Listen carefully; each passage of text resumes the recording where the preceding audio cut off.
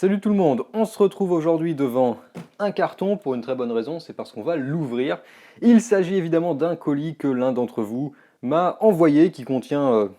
on va voir ce qu'il contient parce qu'à vrai dire je m'en souviens plus trop bien, ça fait longtemps qu'on a parlé de ce truc-là et je sais même plus exactement ce qu'il y a à l'intérieur, mais de toute façon j'ai pas trop envie de savoir, j'ai envie que ça reste une surprise. Et de temps en temps ça arrive que certains d'entre vous m'envoient quelques trucs, alors, souvent du matériel HS, notamment le dernier truc en date qu'on m'a envoyé, c'est un Raspberry Pi 3 B+, qui était HS avec un problème qui était exactement le même problème que ce que j'ai eu sur mon Raspberry Pi 3B+ à moi, que j'ai réparé en vidéo. Et la personne qui me l'a envoyé apparemment avait ce Raspberry Pi 3B+ depuis pas mal de temps et n'avait jamais réussi à le faire fonctionner, donc il était resté dans un placard. Et en voyant ma vidéo, elle a décidé de me l'envoyer pour à la fois s'en débarrasser et puis en même temps que quelqu'un puisse éventuellement le réparer. Et donc c'est ce que j'ai fait. Alors j'ai pas fait de vidéo parce que c'est exactement la même chose que ce que j'ai fait dans la vidéo justement précédente il y a quelques mois de ça. Mais donc depuis il refonctionne et merci beaucoup parce que ça pourra toujours servir à quelque chose. Mais sans perdre plus de temps, on va jeter un œil à ce qu'il y a là-dedans. Le colis est relativement lourd, on a quand même pour quelques kilos, donc apparemment c'est assez bien emballé également, il n'y a rien qui bouge et on voit du papier bulle qui dépasse par un des trous en bas, donc tout ça a l'air plutôt bien emballé. Fragile, je sais pas si c'est une bonne idée d'écrire fragile sur la boîte parce que on sait jamais, mais on va voir quand même ce qu'on peut trouver là-dedans. Alors jusque là c'est plutôt rempli avec de quoi caler tout ça, ce qui est plutôt pas mal. Alors je suis déjà un peu spoilé parce que je peux voir qu'il y a au moins une carte mère ici, une deuxième carte mère là. On va commencer par ça. Donc voyons voir ce qu'on a comme carte graphique. Visiblement on a une ancienne Radeon. On a une plutôt belle Radeon, visiblement c'est une FireGL V5600, donc c'est les cartes plutôt professionnelles qui a l'air en excellent état. Je ne sais pas si elle fonctionne parfaitement ou pas. Alors c'était pas forcément les générations qui étaient les plus fiables, notamment avec tous les problèmes de soudure BGA. Alors évidemment question performance aujourd'hui c'est complètement dépassé, mais en tout cas elle est quand même en très bon état, donc ça c'est plutôt une bonne chose. Ensuite visiblement on a au moins deux autres plus petites cartes graphiques là-dedans. Ouais, on a même trois cartes graphiques. Donc on a une carte graphique Asus passive qui est une HD 5450 probablement de chez AMD, relativement récente quand même puisqu'elle a de l'HDMI. Par contre, elle n'a pas son équerre PCI, donc bon, c'est pas trop grave quand même, c'est une carte PCI Express. Ensuite, on a une autre plus petite Axel 3D, ok. Et donc c'est visiblement c'est une GT 9300 avec 1 Go de GDDR2. Les étiquettes des cartes graphiques sont jamais simples à lire, enfin ils font jamais les choses, ils font jamais une étiquette parfaitement lisible, en tout cas c'est assez rare. Elle a quand même donc visiblement 1 Go de mémoire vidéo, ce qui est plutôt une bonne chose, encore une fois, HDMI, petite carte graphique PCI Express. Et enfin, on a une autre carte graphique qui a encore son bouchon de protection, et celle-ci est une GT 210 probablement, petite carte graphique Nvidia. Donc ici on a une version MSI avec le dissipateur le design du dissipateur est plutôt original, dirons-nous. Pas forcément ce qu'il y a de plus efficace, mais original. Et il y a ça qui est un petit peu dévissé, mais sinon elle est complète. Alors j'ai aucune idée si toutes ces cartes graphiques fonctionnent ou fonctionnent pas, mais encore une fois ça peut toujours servir comme petite carte graphique, notamment pour faire des tests. Ce qui est intéressant c'est que voilà, il y en a quand même pas mal qui ont un connecteur HDMI, donc ça c'est pratique parce que ça peut toujours permettre de se brancher sur un écran moderne. Ensuite on a visiblement de la RAM. Alors on a 1 gigaoctet de DDR3, pas mal. On a 2 gigaoctets de DDR3 encore. Ok. On a 1 gigaoctet DDR2. On a de la RAM de chez HP qui vient d'un PC HP mais qui est de la RAM de chez Micron. 2 gigaoctets en DDR3 encore une fois, donc ça c'est plutôt pas mal. Et on a ces barrettes très petit format, ultra compact, donc de chez Kingston. Visiblement on a le kit je suppose. Ah non, pas exactement, c'est pas les mêmes. Non, ça peut pas être le kit complet, il y a une barrette qui est double face et une qui est simple face. Mais donc celle du dessous est une barrette de... Bon, les références sont super dures à lire, mais visiblement on a une barrette de 2 gigaoctets de DDR3 en 1333 et une barrette, ça c'est de la DDR2, mais au niveau de la capacité, si 1 gigaoctet en 666 DDR2. Ok. Wow. Processeur, ok. Qu'est-ce qu'on a là? C'est encore de la RAM. Oh!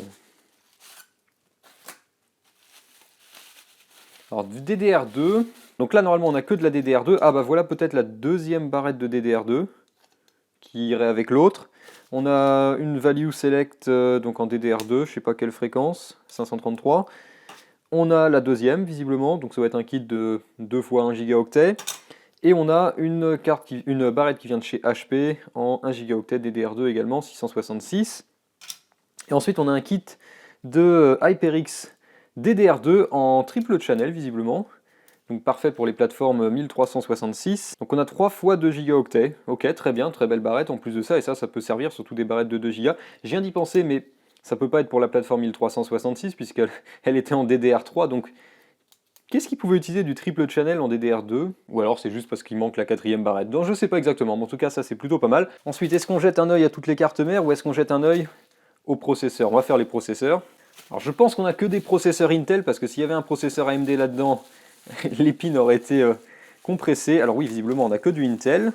Donc qu'est-ce qu'on a là-dedans? On a du Pentium D, donc socket 775. On a un Core de Duo, un E8400, donc socket 775 encore. On a un Pentium G860. Donc avoir quelque chose d'un peu plus récent, c'est pas mal, surtout qu'on risque d'avoir une carte mère pour aller avec ça. On en a visiblement un autre ici, donc on est sur un Celeron G830. Non, 530. G530. On en a un autre ici qui est un Pentium G645T. Ensuite, on a un processeur avec une étiquette. Ok. Donc, on a un Xeon. Un Xeon 3050. Donc, c'est le socket 771, donc la variante Pro du 775. 2,13 GHz. Enfin, je regarde si c'est un dual core ou un quad core, mais il y a moyen de faire marcher ces processeurs sur des cartes mères en socket 775. Et visiblement, on a deux autres processeurs ici. On a un Celeron G1610, donc un petit peu plus récent, et on a un Pentium G620. Ok, donc ça nous fait quand même 8 processeurs Intel, et donc je suppose qu'en dessous on a des cartes mères pour aller avec. On a des cartes mères visiblement qui ont encore des processeurs dedans, donc pas mal. On va commencer par celle-là. Donc carte mère Asus, rien qu'à la couleur, on peut le dire de là. Ah ok, d'accord, carte mère, donc en... Ah oui, socket 1156, on a un i5 760, aucun problème. Ok, donc ça c'est excellent. Alors visiblement on n'a que des cartes mères en micro ATX, ce qui tombe bien puisque je suis en train de faire une version micro ATX de ma table de bench imprimée en 3D. Et donc on a une Asus P7H55M, donc chipset H55, génération Windows 7 évidemment, DDR3, avec dessus un i5 760. Très bonne petite carte mère, pour le coup c'est le genre de choses qui pourrait servir à faire un serveur NAS. Alors pour le coup je suis déjà équipé, mais ouais, 4 slots de RAM, donc la DDR3, on a quand même 6 ports SATA dessus. On a tous les USB, on a même de l'HDMI. Donc bonne petite carte mère qui apparemment en plus de ça fonctionne. On a encore une autre carte mère, deux autres cartes mères, trois autres cartes mères, et on a un PC portable Asus, donc on va regarder ça après. Oh, on a une CR2032 qui se promène au fond. Donc après on a de la plateforme 1155, 1155 et encore 1155. Ok. Donc là on a des cartes mères qui doivent être des cartes mères soit OEM, soit plus professionnelles. Pourquoi j'ai replié mon couteau? Donc c'est là un condensateur d'arraché. Bon, un condensateur d'arraché ça se remplace, hein, ça c'est pas compliqué du tout. Carte mère de chez Dell, donc on est bien sur de l'OEM. Carte mère, donc on a dit socket 1155. Est-ce que le socket est en bon état? En tout cas, il y a la protection dessus, donc ça c'est très bien, surtout pour les transporter. Le socket a l'air en excellent état, il n'y a aucun pin de plié, donc ce qui veut dire qu'elle fonctionne probablement. Voilà le condensateur qui a été arraché. Alors je ne sais pas quelle valeur c'était à l'origine, mais ça se remplace facilement, hein. Il suffit d'en ressouder un, en plus le condensateur traversant. Une chance également, c'est que c'est une carte mère qui, bon, certes vient de chez Dell, mais qui est quand même standard micro ATX avec les connexions ATX standard, parce que c'est pas toujours le cas quand il s'agit de cartes mères de chez Dell, Lenovo, HP et compagnie. Alors étonnamment, on a même un connecteur DisplayPort à l'arrière. Pourquoi pas. On en a une deuxième également. Donc celle-ci, on a un problème avec connecteur PCI Express visiblement. En tout cas, bravo pour l'emballage parce que ça risquait pas trop de se retrouver endommagé pendant le transport. Donc encore une fois, on a certainement une carte mère qui nous vient d'un OEM, HP, quelque chose comme ça. Vu la référence, ce serait une carte mère en fait qui serait fabriquée par MSI. Et on a donc encore un socket 1155. Donc dessus, on a encore un Pentium G620 d'installé. 2 slots de RAM, encore une fois une carte mère ATX classique. Celle-ci est assez dépouillée quand même à l'arrière. Alors après, la raison pour laquelle on a un port PCI Express d'HS, ça peut être différentes choses. Ça peut être le socket, le processeur. Ouais, voilà, il y a des pins de pliés au niveau du socket. Donc c'est probablement la raison pour laquelle notre connecteur PCI Express ne fonctionne pas. Et le processeur a pris aussi de la pâte thermique, donc il faudra nettoyer ça évidemment. Mais souvent, voilà, ça peut être ce genre de choses, parce que le processeur gère directement la première ligne PCI Express. Donc évidemment, s'il y a des problèmes au niveau des pins du processeur, des contacts, etc., bon, on peut se retrouver avec un port PCI Express qui ne fonctionne pas. Donc on est gâté en micro ATX aujourd'hui en tout cas, et donc celle-là, on a une carte mère avec un problème démarrage. Donc on va voir quelle carte mère, de quelle carte mère il s'agit. Donc on a une bonne petite carte mère ASRock, carte mère qui est plutôt haut de gamme puisqu'on est sur du chipset Z77, donc une Pro 4M. Plutôt sympa, notamment on a 3 connecteurs PCI Express 16X, 6 ports SATA. Oh, on a de l'USB 3.0, donc c'est une carte mère qui est, marque oui, Z77, c'est pas si vieux que ça non plus. À l'arrière aussi, on est pas mal avec HDMI, DVI-D, VGA, on a pas mal d'USB, eSATA, USB 3.0 probablement. En fait, on a même 8 ports SATA, on en a 6 sur le côté plus 2 autres ici. Ok, alors cette carte mère a perdu son socket visiblement, en tout cas le système de maintien. Il n'y a aucun pin qui a l'air plié, par contre il y a de la pâte thermique qui se promène un petit peu partout autour. Donc probablement qu'en essayant de la nettoyer, ouais, s'il y a quelques pins qui ont un peu plié quand même, mais en essayant déjà de la nettoyer, remonter un socket dessus pour pouvoir remettre un processeur et le verrouiller, probablement que c'est possible de faire repartir cette carte mère. Peut-être qu'elle a besoin d'un nouveau BIOS. Donc j'essaierai de voir ce que je peux faire avec, et ce qui est sûr, c'est que j'essaierai de la sauver. Oh, on a quand même une méchante trace à l'arrière juste là. Bon, visiblement, ça a coupé aucune piste, mais ça, c'est le genre de chose qui peut provoquer des problèmes, ici aussi d'ailleurs. Et donc enfin, on a un PC portable Asus composant alimentation HS. Alors vu la taille du truc, je pense que c'est l'un de ces netbook Asus. C'est un de ces PC compacts Asus qui faisait il y a quelques temps dans leur série des iPC. Alors visiblement, il a été ouvert puisqu'il n'est pas complètement remboîté. On a quand même de la chance, c'est un Intel Atom Dual Core, attention, et 12 heures d'autonomie. Donc apparemment il est ouvert, il n'y a pas de vis à tenir tout ça. Ou les vis ont déjà été retirées.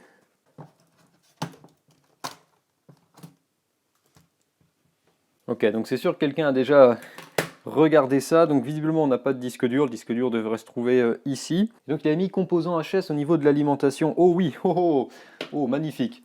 Regardez ce qui s'est passé juste là. Il y a eu visiblement une petite explosion, enfin en tout cas, c'est probablement un MOSFET qu'on a à ce niveau-là, juste au niveau du connecteur d'alimentation, et il est complètement explosé. Donc probablement qu'en le remplaçant, ça peut suffire à refaire fonctionner ce truc-là. Alors le problème, c'est que maintenant, pour trouver de quel modèle il s'agit, ça va être un peu compliqué, parce que le boîtier a complètement éclaté.